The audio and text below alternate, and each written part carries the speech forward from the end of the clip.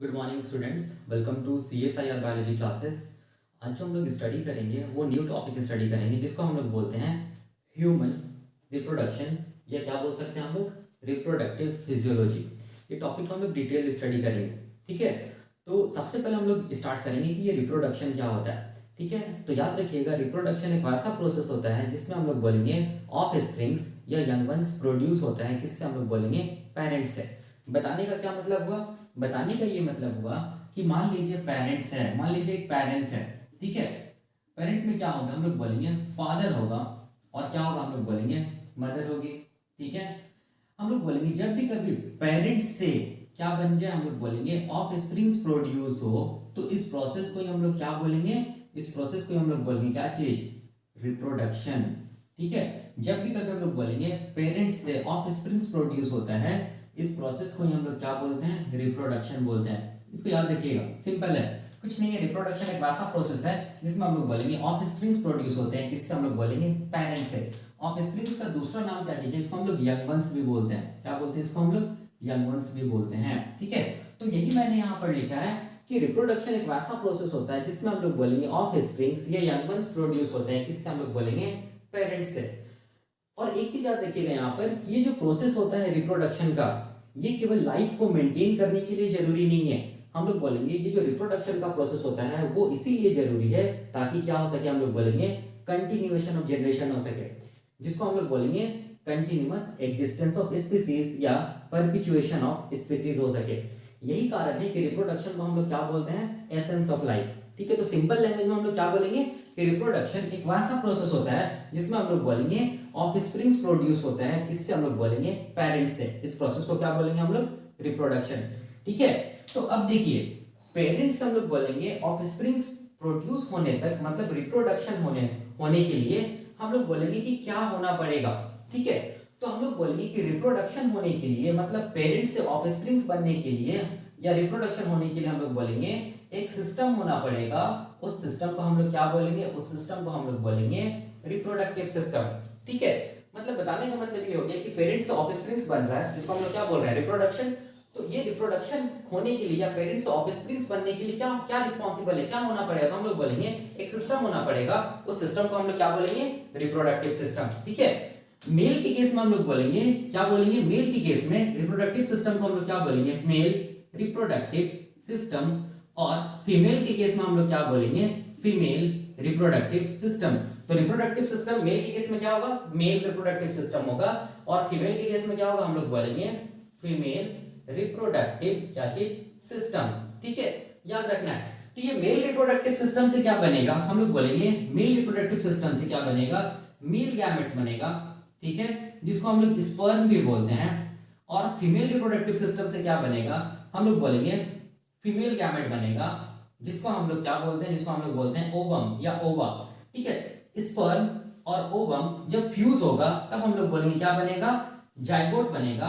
और ये जाइगोट आगे जाकर हम लोग बोलेंगे डेवलप करेगा, और ये क्या चीज में चेंज हो जाएगा, हम लोग बोलेंगे ऑफस्प्रिंग्स बन जाएगा। ठीक है, तो इस कंप्लीट प्रोसेस को हम लोग क्या बोलेंगे, रिप्रोडक्शन। ठीक है ना, तो मैं फिर से बोल रहा हूँ, रिप्रोडक्शन क्या होता है, एक वैसा प्रोसेस होता है जिसमें हम लोग बोलेंगे ऑफस्प्रिंग्स प्रोड्यूस होता है, किससे, पेरेंट्स से। ठीक है, तो अब ये जो रिप्रोडक्शन है, पेरेंट्स से ऑफस्प्रिंग बनने के लिए या यंग वंस बनने के लिए क्या होना पड़ेगा, तो हम लोग बोलेंगे एक सिस्टम होना पड़ेगा। उस सिस्टम को हम लोग क्या बोलेंगे, रिप्रोडक्टिव सिस्टम। मेल के केस में हम लोग बोलेंगे इस सिस्टम को क्या बोलेंगे, मेल रिप्रोडक्टिव सिस्टम। फीमेल के केस में हम लोग इस सिस्टम को बोलेंगे female reproductive system. Male reproductive system से क्या बनेगा, हम लोग बोलेंगे मेल गैमेट्स बनेगा, जिसको स्पर्म बोलते हैं। फीमेल रिप्रोडक्टिव सिस्टम से क्या बनेगा, फीमेल गैमेट्स बनेगा, जिसको हम लोग ओवम बोलते हैं। दोनों गैमेट्स हम लोग बोलेंगे फ्यूज करेगा, जाइगोट बनेगा, और यही जाइगोट आगे जाकर क्या बनेगा, हम लोग बोलेंगे ऑफस्प्रिंग्स बनेगा या यंग वंस बनेगा। ठीक है, इस इंटायर प्रोसेस को हम लोग क्या बोलेंगे, रिप्रोडक्शन। ठीक है, तो वही मैंने यहाँ पर लिखा है। अब देखिए यहाँ पर क्वेश्चन ये आता है, आप लोग भी जानते होंगे कि ये रिप्रोडक्शन का कितना टाइप होता है। ठीक है, जिसको मैंने लिखा है टाइप्स ऑफ रिप्रोडक्शन। तो इन जनरल हम लोग बोलेंगे कि रिप्रोडक्शन का क्या होता है, हम लोग बोलेंगे टू मेन टाइप्स होता है। एक को हम लोग क्या बोलते हैं, एक को हम लोग बोलते हैं एसेक्सुअल मोड ऑफ रिप्रोडक्शन या एसेक्सुअल रिप्रोडक्शन। दूसरा को हम लोग बोलते हैं सेक्सुअल मोड ऑफ रिप्रोडक्शन या सेक्सुअल रिप्रोडक्शन। याद रखिएगा, एसेक्सुअल रिप्रोडक्शन में कभी भी कोई भी गैमेट्स का फॉर्मेशन नहीं होगा। गैमेट्स को हम लोग क्या बोलेंगे, सेक्स सेल्स बोलते हैं। एसेक्सुअल का मतलब देखिए, जब भी कभी ये टर्म आएगा एसेक्सुअल रिप्रोडक्शन, ठीक है, एसेक्सुअल रिप्रोडक्शन, तो ए का मतलब क्या हो गया, हम लोग बोलेंगे ए का मतलब हो गया एब्सेंट, और सेक्सुअल का मतलब क्या हो गया, हम लोग बोलेंगे सेक्स सेल्स, या जिसको हम लोग क्या बोलते हैं, जिसको हम लोग बोलते हैं गैमेट्स, ठीक है। तो एसेक्सुअल रिप्रोडक्शन वैसा रिप्रोडक्शन होता है जिसमें हम लोग बोलेंगे कभी भी गैमेट्स का फॉर्मेशन नहीं होगा, इसीलिए मैंने यहाँ पे लिखा है नो फॉर्मेशन ऑफ गैमेट्स और सेक्स सेल्स। सेक्स सेल्स का मतलब यहाँ पर क्या होगा, हम लोग बोलेंगे स्पर्म एंड ओवम होगा, जिसको हम लोग क्या बोलते हैं, गैमेट्स बोलते हैं, ठीक है। अब देखिए, लेकिन याद रखिए कि ह्यूमन के केस में हम लोग बोलेंगे एसेक्सुअल रिप्रोडक्शन नहीं होता है, ठीक है। ह्यूमन के केस में हम लोग बोलेंगे कौन सा रिप्रोडक्शन होता है, तो हम लोग बोलेंगे सेक्सुअल मोड ऑफ रिप्रोडक्शन या सेक्सुअल रिप्रोडक्शन, ठीक है।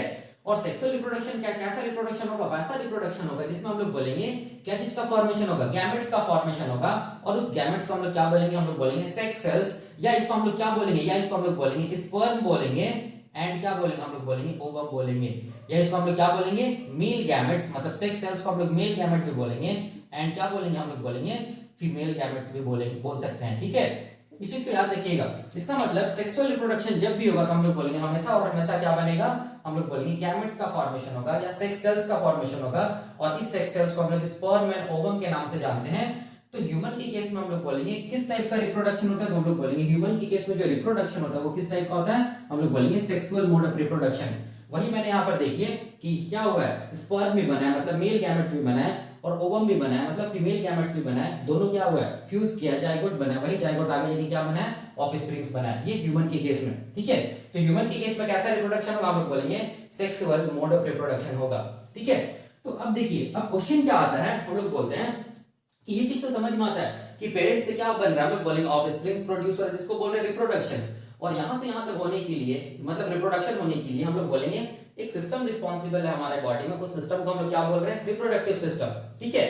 तो ये जो रिप्रोडक्टिव सिस्टम होता है ये क्या होता है, हम लोग बोलेंगे रिप्रोडक्टिव सिस्टम क्या होता है। तो याद रखिएगा, रिप्रोडक्टिव सिस्टम याद रखिएगा कि ये वैसा सिस्टम होता है जो कि हेल्प करता है, हम लोग बोलेंगे रिप्रोडक्शन को के प्रोसेस को करवाने के लिए। तो reproductive system is that system that helps in the process of reproduction, is known as क्या चीज, हम लोग बोलेंगे रिप्रोडक्टिव सिस्टम।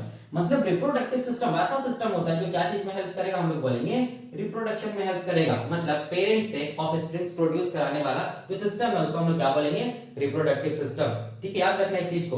तो यही मैंने यहाँ पे लिखा है, the system that helps in the process of reproduction is known as reproductive system.